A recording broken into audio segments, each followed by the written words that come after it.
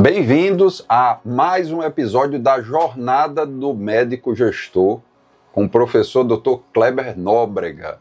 E no episódio passado falamos de alguns conceitos como objetivo, resultado, meta, e hoje nós vamos falar do planejamento ágil, que é o que vai fazer a gente alcançar as nossas metas. É isso mesmo, Dr. Kleber? Exatamente.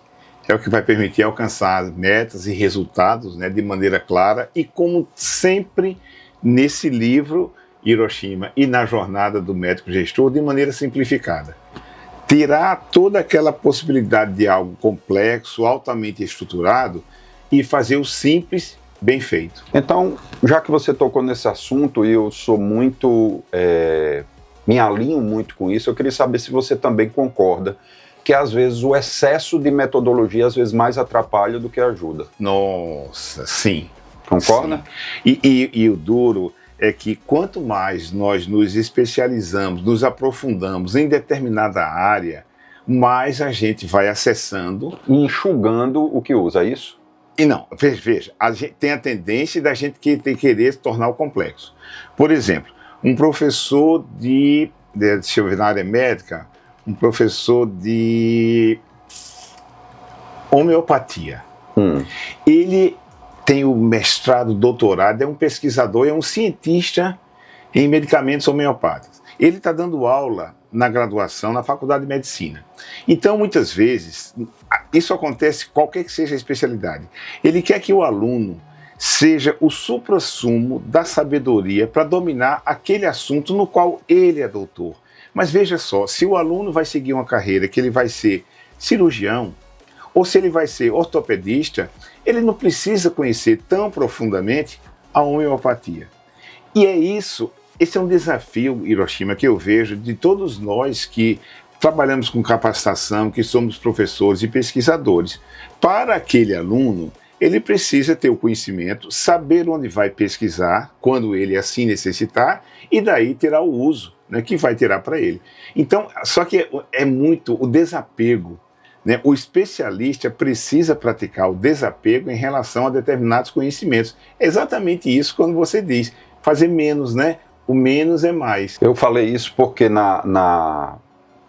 ramo, vamos dizer assim, na área da inovação e da tecnologia, a gente vê, e até empreendedorismo também, pessoas que sabem diversas metodologias, mas que para fazer a coisa acontecer, às vezes é deficiente. Então, é expert em várias metodologias que até você fica perguntando, poxa, eu não entendo nada disso. E quando você vai ver, você consegue fazer as coisas, às vezes, mais do que essas pessoas que têm um monte de metodologia na cabeça, mas que não conseguem andar. Nossa, o bom de conversar com você é que você puxa por coisas assim que a gente tem na vida marcantes. Veja só, eu faço parte da Academia Brasileira da Qualidade e eu vivenciei no Brasil o auge do movimento de qualidade. E a tal da qualidade total, TQM, TQC, foi uma lição que o japonês deu ao mundo. E tem uma coisa muito interessante, Hiroshima, a gente chama de Teorema da Simplificação da Tecnologia. Olha que nome complicado, Teorema da Simplificação da Tecnologia. O que acontece? O que os japoneses fizeram? O Kaori Ishikawa era um desses autores. Ele disse assim, olha, 90% dos problemas de qualidade você resolve com 7 ferramentas básicas. Então, de onde vem Teorema da Simplificação da Tecnologia? Aí eu vou até puxar um pouquinho de matemática, mas vocês médicos sabem o que é. Veja, havia uma tecnologia sofisticada, um T grande. Uma tecnologia sofisticada com 1001 ferramentas, disponível para um N, um número de pessoas pequeno. Então a gente fala o T de N, uma tecnologia sofisticada, disponível somente para os especialistas. O que foi que o japonês ensinou ao mundo? Ele pegou todo aquele conjunto de tecnologia sofisticada e resumiu e disse, escuta, quais são aquelas básicas que a gente vai resolver 90% dos problemas? Então ele pegou o T grande, transformou num T pequeno. E o N, que era pequeno, ele botou um N grande. Então, tecnologia para poucos, ele transformou numa tecnologia simplificada, disponível para muitos. Foi daí que veio o nome Qualidade Total, qualidade para todo mundo. E quando a gente foi fazer esse livro, o ABC da Gestão, nós fizemos isso, nós identificamos em 2022 mais de 600, hoje esse número é maior, com certeza, 622, se eu não me engano, ferramentas para gestão.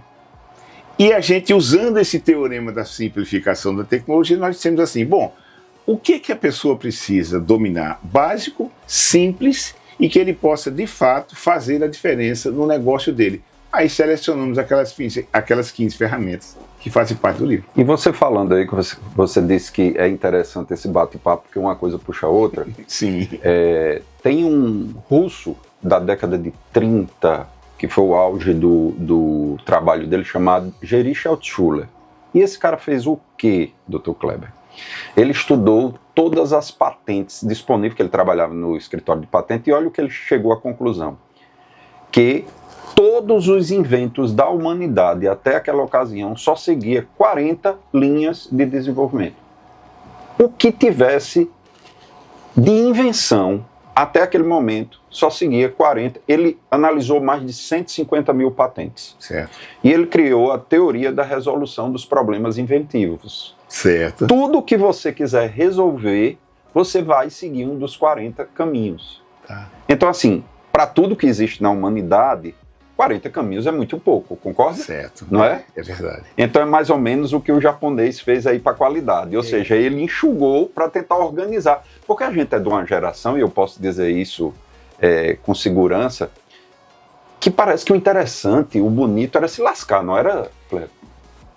Parece que era, você tinha que, vai fazer um doutorado, você tem que se lascar. Isso. E hoje meus alunos dizem, mas professor, foi tão tranquilo, eu digo, porque eu não quero que você passe pelo que eu passei. Verdade. Você concorda com isso? Concordo totalmente. Você conhece algum engenheiro? Tem algum engenheiro na família? Tenho. Eu sou engenheiro. E olha, as faculdades de engenharia, infelizmente, ainda hoje trabalham assim. Parece que é da cultura das faculdades de engenharia. E olha, eu fui aluno e professor na USP. Fui aluno na Universidade Federal do Paraíba, fui aluno na Federal de Santa Catarina e fui professor em algumas outras. Então, quanto mais difícil, mais você vai capacitar aquela pessoa e ele vai estar preparado para enfrentar novos desafios que tem por aí. Quando o mundo complexo hoje, né, exige, engraçado, parece contraditório e conflitante, exige soluções ágeis. Por isso que as metodologias ágeis, a metodologia ágil não é de forma alguma superficialidade, mas é de você usar métodos para você resolver problemas o mais rápido possível e da maneira mais simples, mas que seja efetivo. Daí é IA.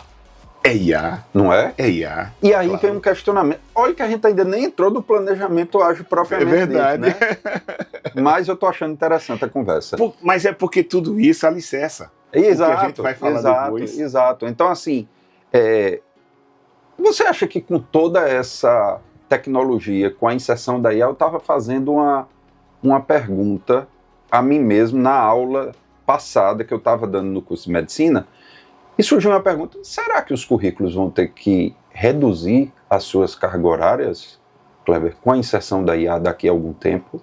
Você acha que vai ser necessário você passar 5 anos numa universidade com a tecnologia, com a inteligência artificial do jeito que está, reduzindo tempo, tarefas e tudo isso? Possivelmente, porque repare, o domínio do conteúdo que a gente, é o ensino, ele vem assim, que você tem que estar com ele pronto, né, para pronto uso. Eu ouvi uma vez de um cliente, uma empresa no Rio Grande do Sul, não era da área médica, mas eu acho que se aplica muito, ele disse assim, a graduação, Kleber, serve, e isso ele se referia a toda e qualquer graduação, serve para ensinar o aluno, portanto, aquele bacharel, a pesquisar as soluções que ele vai precisar desenvolver para determinado problema. Eu gostei muito disso.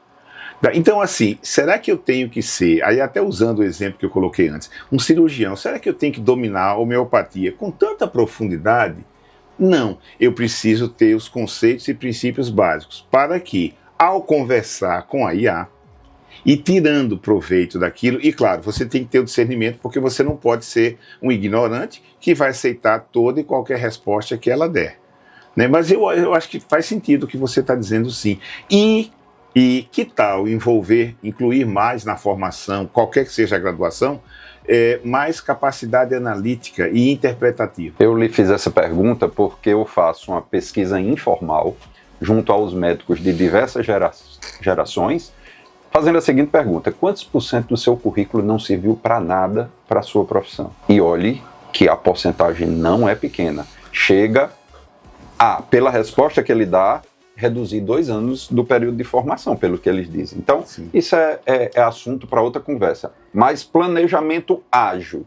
O que é que o médico, numa clínica, definindo o seu objetivo, os resultados para ser alcançados e as metas, como é que ele estabelece que agora vai fazer um planejamento ágil? Olha, pode parecer, a resposta que eu vou lhe dar agora pode parecer óbvia demais, mas não é.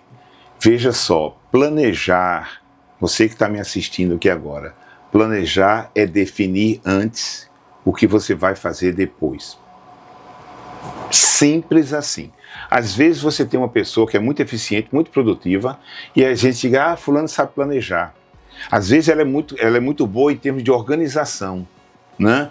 Fulano sabe planejar. Não, simplifica isso. Planejar é definir antes o que você vai fazer depois. Veja só, algumas cirurgias, o cirurgião, quando é uma cirurgia rotineira, ele simplesmente consulta o médico, né, o paciente, define, nós vamos fazer uma cirurgia tal, etc. Ok, bacana, é só agendar o centro cirúrgico, o cirurgião auxiliar, anestesista, a equipe, ok, bacana. Algumas vezes é uma situação nova e ele precisa pensar um pouquinho mais. E aí ele vai fazer o quê? Planejamento. O médico clínico, no consultório, no dia a dia, ele praticamente não faz planejamento. Ele é o que a gente chamou em algumas oficinas anteriores, alguns episódios anteriores, o tarefeiro. Porque ele está simplesmente seguindo ali uma rotina. Faz um conjunto de perguntas, em função das respostas do paciente, já vai prescrever um determinado tratamento ou medicamento. Mas quando você tem uma situação nova, você vai precisar planejar. Então a primeira coisa, e que desmistifica, é entender que planejar é você definir o que você vai fazer amanhã ou depois de amanhã. Muita gente vai para o consultório, simplesmente chega, senta e como se dissesse assim, pacientes, aqui estou. Né? Tem gente que não sabe o que vai fazer no dia seguinte. O que você vai fazer no seu final de semana? Eu não estou dizendo que a gente deva planejar também o período de descanso, mas dependendo do que você vai fazer, tem que fazer planejamento, senão você pode chegar atrasado na festa de aniversário que você vai fazer. A gente planeja até o ócio. Até o ócio, exatamente, as férias, né? Como você vai planejar onde vai fazer. E aí, veja só, há uma ferramenta muito conhecida no meio da gestão, que é 5W1H. Esse 5W1H vem do inglês, what, where, who, why, que é o que, quem, onde, quando, como e porquê. O que eu percebi na minha vida de consultor e trabalhando, inclusive com planejamento estratégico? Dessas 5 respostas, 3 são fundamentais. O que fazer, quem vai fazer e quando. O como, dependendo da situação, não precisa detalhar. O porquê já está implícito no que você vai fazer, né? E o como e o onde. Dependendo da situação, pode ser no próprio consultório ou você vai fazer no centro cirúrgico. Então veja só, quando a gente fala de plano de ação ágil menos é mais. Então você tem que definir o que fazer, quem vai fazer e quando vai fazer. Aí coloca, na ferramenta do livro, tem uma outra coluna, que é uma coluna de status.